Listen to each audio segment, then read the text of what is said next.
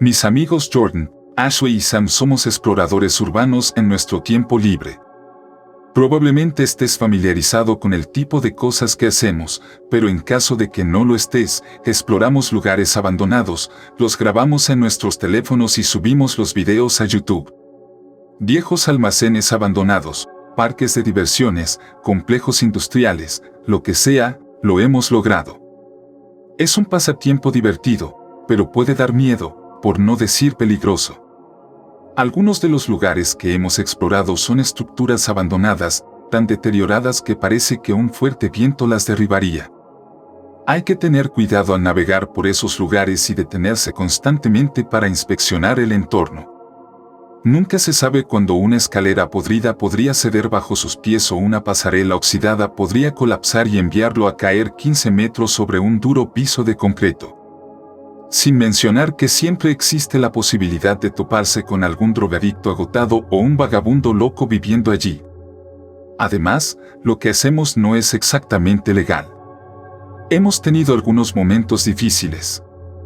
Una vez, un guardia de seguridad nos echó de una fábrica desierta y otra vez alguien llamó a la policía. Por suerte el tipo no fue muy duro y nos dejó ir con una advertencia.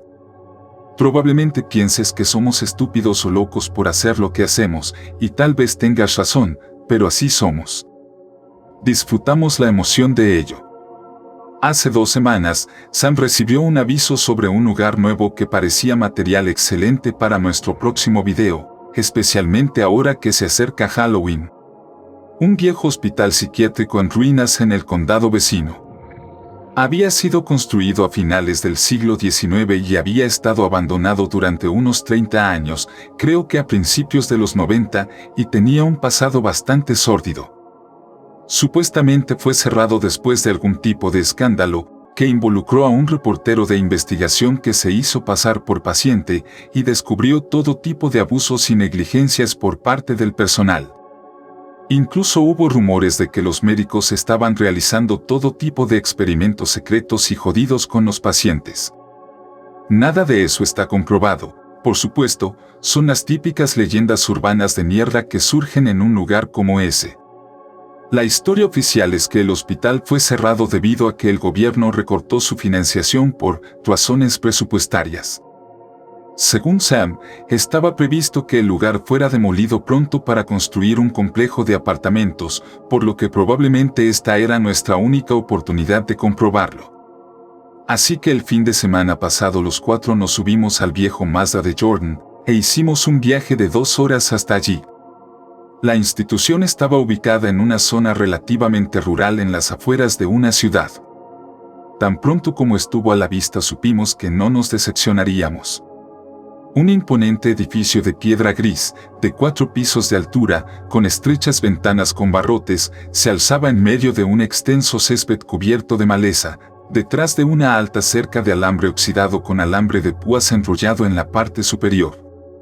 La puerta principal estaba adornada con un letrero descolorido de «Prohibido el paso», marcado con un par de agujeros de bala .22 y asegurado con una cadena gruesa y un candado pesado. Pero después de unos minutos de husmear, Ashley encontró un lugar en la cerca donde algún intrépido explorador antes que nosotros había hecho un agujero de tamaño decente en el eslabón de la cadena, probablemente con un cortapernos.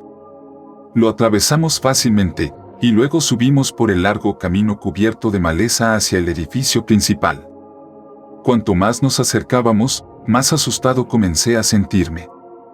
El inmenso edificio de piedra parecía alzarse sobre nosotros, su imponente fachada casi parecía un rostro fruncido con muchos ojos entrecerrados y barrados que miraban fríamente a los 4 intrusos que se acercaban. Las puertas de entrada principal habían sido cerradas con clavos en un punto, pero alguien, presumiblemente la misma persona que había hecho un agujero en la cerca, había quitado la lámina de madera contrachapada que una vez las había cubierto y estaban abiertas de par en par. Como la boca abierta de una bestia que se prepara para tragarse entera a su presa. Hicimos una pausa de un par de minutos, todavía a unos 20 metros de distancia, para que Sam pudiera filmar a Jordan parado frente a la institución mientras hacía una breve introducción. Luego acortamos la distancia restante, todos con las cámaras de nuestros teléfonos encendidas y grabando, y entramos al decrépito edificio. Estábamos en el vestíbulo principal de recepción. El suelo estaba lleno de todo tipo de escombros y basura, hojas muertas que habían entrado por las puertas abiertas, latas de cerveza vacías, envoltorios de comida rápida, colillas de cigarrillos, lo que sea. Presumiblemente, cosas que habían dejado los niños que usaban el edificio como lugar de reunión y las personas sin hogar que buscaban un lugar para emborracharse y pasar la noche.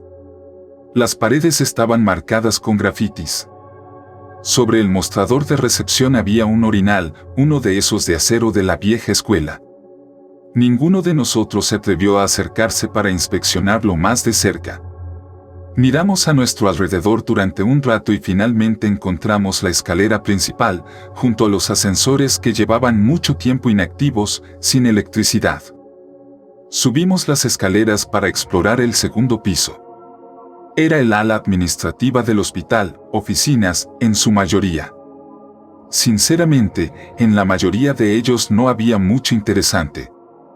El lugar había sido completamente limpiado cuando se cerró la institución y todo lo que quedaba eran algunos archivadores vacíos y piezas desechadas de antiguos equipos de oficina. En el despacho del director del hospital había una caja de zapatos de cartón abierta sobre el escritorio, por lo demás vacío. Miré dentro y vi que contenía varias cintas de audio antiguas, todavía en sus estuches. Los hojeé por curiosidad. Había un par de docenas de ellos. Tenían varios nombres y fechas cuidadosamente impresos en las etiquetas. No sabía qué eran, pero Sam sugirió que tal vez eran grabaciones de sesiones de terapia con antiguos pacientes. Cogí uno al azar y lo metí en mi bolsillo para llevármelo, solo como recuerdo. Luego continuamos nuestra investigación, filmando todo lo que encontramos que parecía remotamente interesante. La verdad es que todo el viaje fue una especie de decepción. No había mucho que ver o filmar. Los 2 pisos superiores eran habitaciones para pacientes, pero estaban casi todos vacíos excepto por un par de marcos de cama oxidados, más basura y alguna que otra etiqueta de artista de graffiti. El lugar ni siquiera tenía un ambiente particularmente siniestro o espeluznante una vez que estabas dentro. No había mesas de operaciones salpicadas de sangre seca o implementos quirúrgicos oxidados, ni siquiera una espeluznante silla de ruedas abandonada en uno de los pasillos. La institución había tenido seguridad mínima cuando estuvo en funcionamiento, por lo que no era como si hubiera habido pacientes especialmente violentos o peligrosos encerrados allí. En otras palabras, no había ningún calabozo en el sótano donde personas como Aníbal Lecter habían sido encarceladas de forma segura y alejadas de la población general. Podría haber sido un edificio de oficinas abandonado por todo el ambiente que generaba. Después de aproximadamente 1 hora decidimos dejarlo todo. Jordan filmó el final, disculpándose con la audiencia por el video que fue una decepción. Luego nos fuimos, volvimos a nuestro auto y manejamos a casa sin incidentes. Seguí con mi rutina normal y prácticamente me había olvidado por completo de nuestra exploración del hospital psiquiátrico hasta el miércoles por la mañana, cuando me estaba preparando para irme a trabajar. No podía encontrar las llaves de mi auto, que normalmente llevaba en mis pantalones, y estaba buscándolas desesperadamente en mi apartamento, apurado por no llegar tarde. Los busqué en el bolsillo de mi chaqueta y no los encontré, pero sí encontré la cinta de casete que había robado de la institución.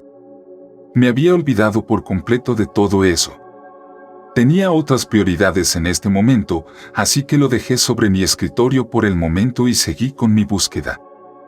Finalmente localicé mis llaves, se me habían salido de los pantalones y se habían escondido debajo de los cojines de mi sofá, y llegué a trabajar solo un par de minutos tarde.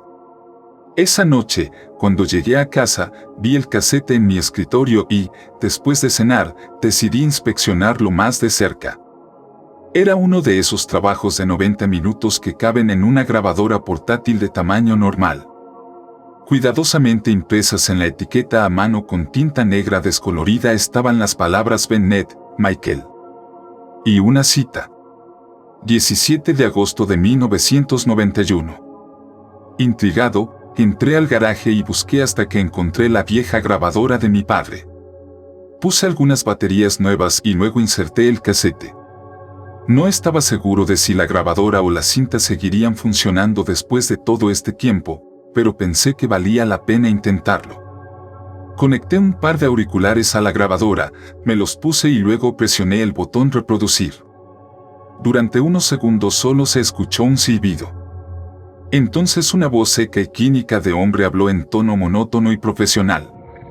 La calidad del audio seguía siendo sorprendentemente clara y solo se había degradado ligeramente incluso después de 30 años. Paciente 67531, Bennett, S. Michael.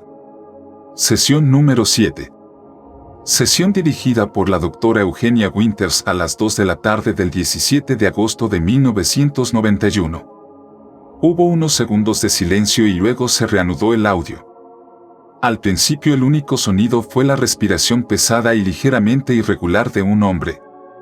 Entonces habló la voz profesional y clínica de antes, el médico. ¿Cómo te sientes hoy, Michael? La respiración entrecortada continuó. No hubo respuesta. Michael. Una segunda voz habló.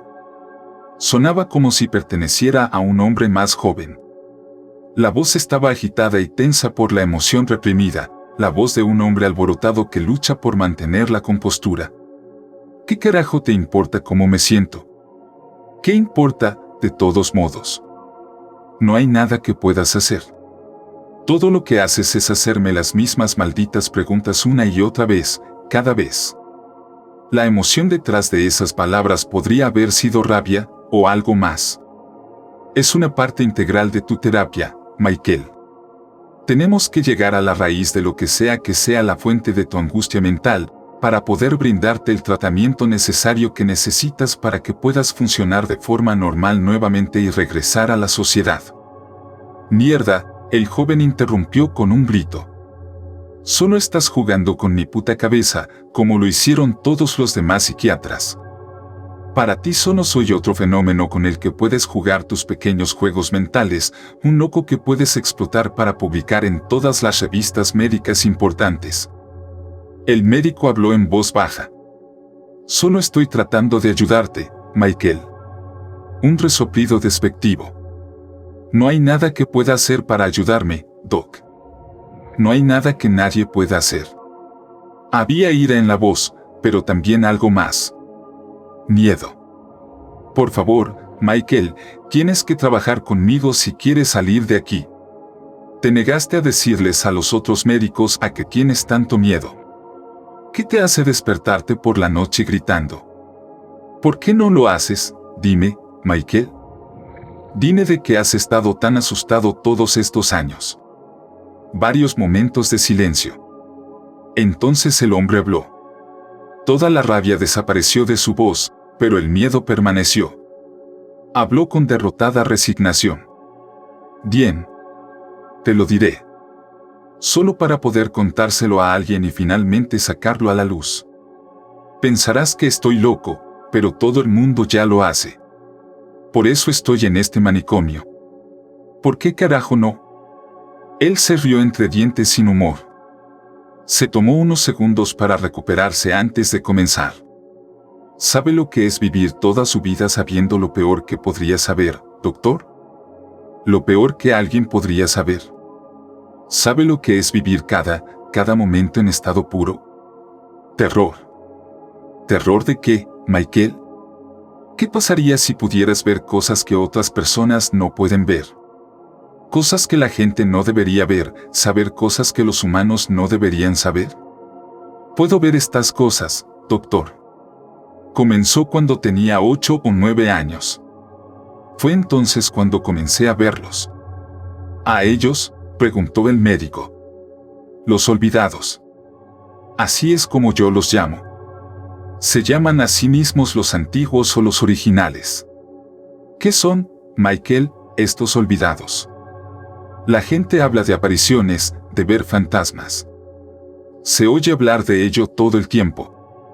Algunas personas incluso afirman poder comunicarse con ellos, canalizarlos, para ganarse la vida. Espiritistas, psíquicos, como quieras llamarlos. La mayoría están llenos de mentiras. Pero tal vez algunos sean reales, pero los psíquicos tratan con fantasmas humanos. El hombre hizo una pausa para dejar escapar un suspiro tembloroso. Si fueran los fantasmas de las personas, tal vez podría lidiar con eso. Tal vez podría haberme acostumbrado y llegar a aceptarlo con el tiempo, pero los olvidados no son humanos. Y nunca lo fueron. Continúa, Michael, te escucho, lo instó el médico. Son viejos. Muy, muy viejos. Murieron mucho antes de que la humanidad existiera en la Tierra. Pero antes de morir, vivieron aquí durante mucho, mucho tiempo. El planeta tiene miles de millones de años, Doc. Y los seres humanos solo han existido durante un par de millones. ¿Honestamente crees que la nuestra fue la primera civilización que existió? ¿Que nadie estuvo aquí antes que nosotros? Ellos fueron los gobernantes originales de la Tierra. Han estado muertos durante cientos de millones de años. Mucho antes de que aparecieran los dinosaurios, pero sus espíritus todavía están aquí. Siempre han sido invisibles para nosotros. No hay más allá, no hay infierno. Aquí, para siempre. Los olvidados vieron evolucionar a la raza humana. Vieron surgir nuestra civilización. Y siempre nos han odiado. Nos ven como invasores que se apoderaron del mundo que alguna vez fue suyo. Ya veo, intervino el médico con condescendencia. Sí, claro que sí, murmuró el hombre cínicamente.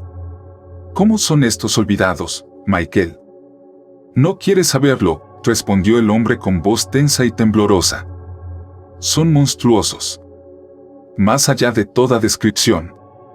Y muy llenos de ira. Y envidia. Y venganza. Sé todo esto porque me lo dicen. ¿Se comunican contigo?, preguntó el médico. Oh, sí. Todo el tiempo. Saben que puedo verlos. No puedo entender lo que dicen cuando estoy despierto. Hablan en su propio idioma. Pero cuando estoy dormido, vienen a mí en mis sueños. Y entonces puedo entender. Los olvidados nos odian, pero no pueden hacernos daño, no pueden tocarnos, porque son fantasmas y estamos a salvo de ellos mientras estemos vivos. Pero cuando morimos, cuando nuestros espíritus se separan de nuestros cuerpos mortales y cruzamos a su reino, entonces es el momento de la venganza. Hubo una larga pausa. El médico no dijo nada que rompiera el silencio. El hombre prosiguió. A quien se le ocurrió la idea del infierno, de los demonios, de las almas torturadas en la condenación eterna, tal vez vislumbró lo que los olvidados hacen con los espíritus de los muertos. Ahí terminó la grabación. El audio se cortó y se reanudó el silencio. Escuché durante un par de minutos más, pero no había nada más. Luego apagué la grabadora, expulsé la cinta y me quedé mirándola durante un largo rato, perturbado por lo que acababa de escuchar. Por curiosidad, ingresé McOSBNet y el nombre del hospital psiquiátrico en Google e hice una búsqueda. Encontré un obituario en un periódico local de Michael Samuel Bannard. Murió el 11 de noviembre de 1994 a la edad de 31 años, pero el obituario no decía cómo. Investigué un poco más y encontré un artículo de periódico sobre su muerte. Murió solo en su apartamento debido a una insuficiencia hepática después de una larga lucha contra la adicción al alcohol.